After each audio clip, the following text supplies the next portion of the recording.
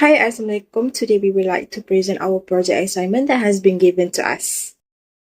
First, I would like to introduce our group members. I myself, Nurani Alia, and my friend Nur Amira Maisara. For introduction in wireless communication, RF and microwave filter are essential to reject interface and select the desired frequency. In this project, we designed two filters using the insertion loss method, a low-pass filter at 3.67 GHz and band-pass filter center at 3.67 MHz. Gigahertz with 200 MHz bandwidth. Both are simulated using ADS software. Hello everyone, today we are presenting our RF and microwave filter design project.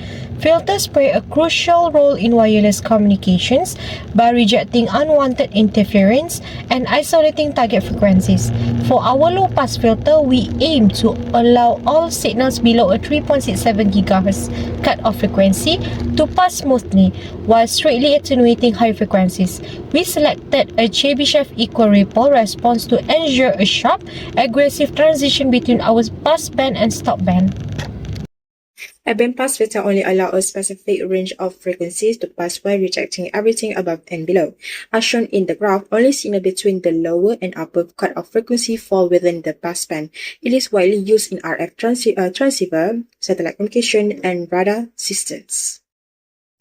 For task 1, we designed a Chebyshev low-pass filter with a 3.67 GHz cutoff frequency and 0.5 dB ripple. As specified, we used Richards transformation and Kuroda's identities to convert the lumped circuit into microstrip design using all open stubs. First, our target cutoff frequency FC is 3.67 GHz. To find the filter order, we calculate our frequency ratio, which gives us 0.96. Looking at the 0.5 dB ripple graph at 46 dB attenuation, the red line lands between n equal to 5 and n equal to 6. So we select the higher order n equal to 6 for our circuit position. From the standard table for n equal to 6, we get our prototype G values from G1 to G6. Finally, we substitute these values into the standard scaling formulas to calculate the exact physical capacitor and inductor values for our lump element circuit. Next, we apply Kuroda's identities mathematically to transform our circuit. In step 4, we convert the stubs one by one, transforming a series stub to a shunt stub or a shunt stub to a series stub by using the formulas that combine the stub value with its following transmission line segment. Once these calculations are complete, we apply the new values and redraw the updated circuit as shown in step 5. Finally, in step 6, we calculate the final conversion to change the two remaining shunt stubs back into series stub and redraw our final network. For step 7, we convert all the remaining series stubs into shunt stubs by calculating their values using our transformation formulas. Once calculated, we redraw the network into a fully shunt configuration to get our normalized impedances as shown in step 8. Fulfilling the design requirement to have all elements as open shunt stubs. Finally, for step 9, we denormalize the circuit by taking each of those normalized values and multiplying them by our 50 ohm characteristic impedance Z0 to find the final real-world impedance values for every stubs. As shown, we applied Richards transformation and Kuroda's identities to convert our initial lump element design into a realizable microstrip distributed network. This step successfully replaced all series inductors and parallel capacitors with uniform transmission line sections and open-circuited stubs, each having a standardized electrical length of 45 degrees. For our result 1 lump simulation, we set up our ADS schematic using a 50 ohm system with 2 terminations, a ground, and our 6 calculated components, 3 inductors and 3 capacitors. We ran an S-parameter sweep from 0 to 10 GHz with a 1.0 MHz step. The results show a successful design at our 3.67 GHz cutoff frequency M1. The insertion loss is negative 1.862 dB, which matches our 0.5 dB ripple requirement.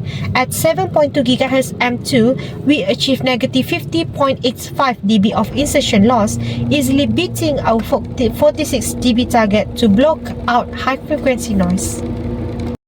This schematic shows the physical microstrip layout of the low-pass filter in ADS before any fine-tuning. It translates the ideal theoretical design into real-world PCB traces using horizontal transmission lines, M-lane connected by T-junctions, MTEE, 6 open-circuited shunt stubs M-lock branch downwards from the main line to act as capacitors that ground out higher frequencies. Finally, the M-sub block defines your practical circuit board substrate properties, including a thickness H of 1.6 mm and a dielectric constant ER of 4.7. This graph shows the initial S-parameter simulation of our microstrip low-pass filter layout before any tuning. Marker M1 sits right at our targeted cutoff frequency of 3.67 GHz with an insertion loss of -3.07 dB, which represents the typical 3 dB drop we expect at the band edge due to real baud losses.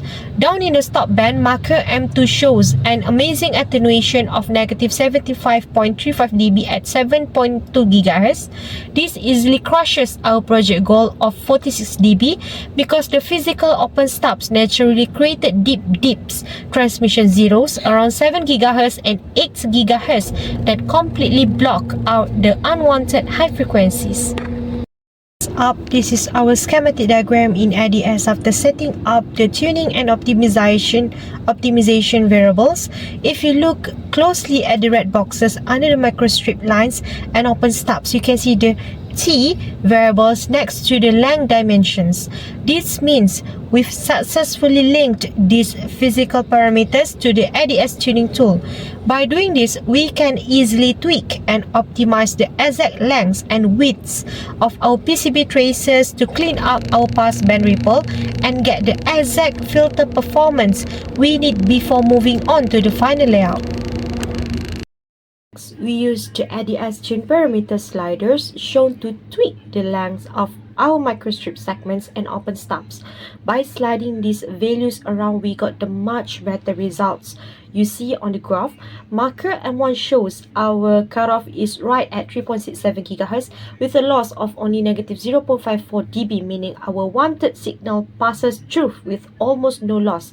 At the same time, marker M2 at 7.2 GHz drops all the way to nearly -80 dB, which completely beats our 46 dB requirement and blocks out the unwanted noise perfectly. Thus to bandpass filter. The question is 3.67 GHz center frequency, 200 MHz bandwidth, 3 dB equal ripples, and n equals to 6. We start off with the BPF specification and frequency calculation. With a center frequency of 3.67 GHz and bandwidth of 200 MHz, we calculated the lower and upper band edge frequencies, then convert them to angular frequency W1 and W2.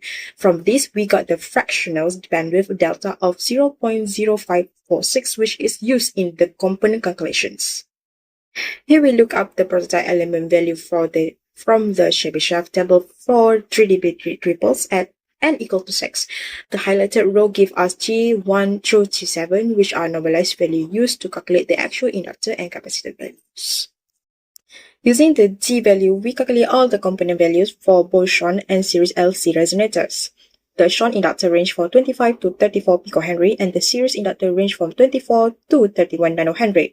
Since the G7 equal to 5.8095, the load resistance came out to 2.290.48 ohms, which explains the unequal termination we saw in the circuit earlier.